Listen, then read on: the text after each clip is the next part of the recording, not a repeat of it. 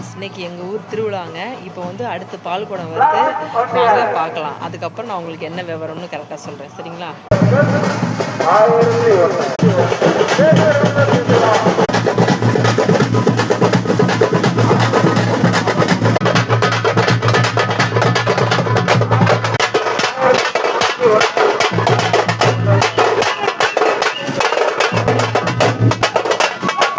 போட்டதை எடுத்து பார்த்துக்கிறேன் உங்களை. நல்லா காமிச்சா பேச.